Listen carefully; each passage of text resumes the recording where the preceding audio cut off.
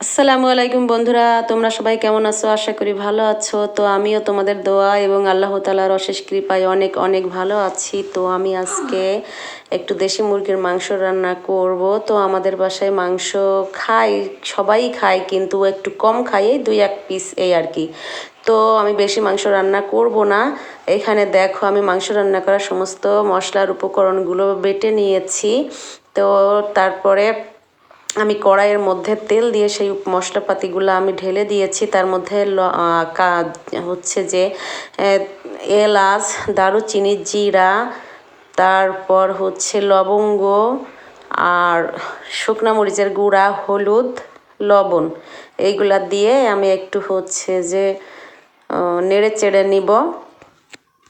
কড়াইতে দিয়ে একটু নেড়ে চেড়ে নিব। নেড়ে চেড়ে নেওয়ার পর আমি এখানে হচ্ছে একটু সুন্দর করে নাড়তে থাকবো।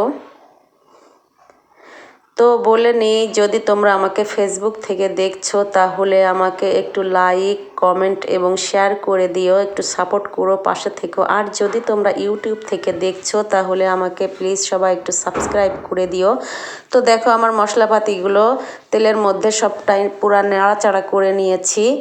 আর এখানে আমি এই যে এখন মাংসগুলা দিয়ে দিয়েছি।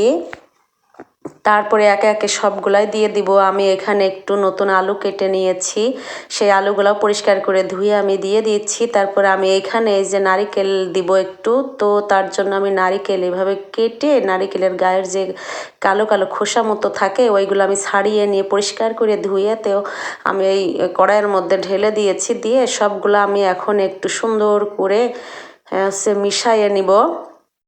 একটা হাতার সাহায্যে সবটাই আমি একটু মিশাইয়ে নিচ্ছি।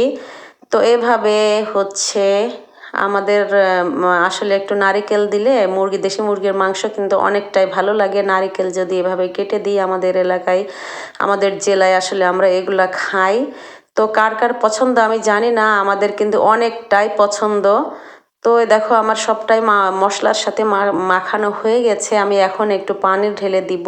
দিয়ে তো হচ্ছে যে কষানোর জন্য, সিদ্ধ হওয়ার জন্য আমি মাখায় নিয়ে পানিটা দিয়ে ঢাকনা দিয়ে ঢেকে দিব। তো আমি এভাবে নাড়াচাড়া করছি। নাড়াচাড়া করার পরে ঢাকনা দিয়ে আমি একটু সুন্দর করে ঢেকে দিব, মাংসটা সিদ্ধ হতে থাক। তো তোমরা কোন কোন জেলায় আসলে এভাবে নারিকেল দিয়ে তোমরা হচ্ছে যে মুরগির মাংস রান্না করে খাও, একটু কমেন্ট করে বলে যেও। তো আমি দেখো এর মধ্যে হচ্ছে যে বড় বড় 3টা আস্ত রসুনও দিয়েছি। তো এই রসুনটাও কিন্তু অনেক ভালো লাগে। আজকে আসলে একটু পাঁচমিশালি টাইপের মাংসটা রান্না হয়েছে। তো আমার এখানে মাংস রান্না কিন্তু কমপ্লিট হয়েছে। শুকনা জিরা ভেজে আমি একটু গুঁড়া করে মাংসের উপর ঢেলে দিয়েছি। তো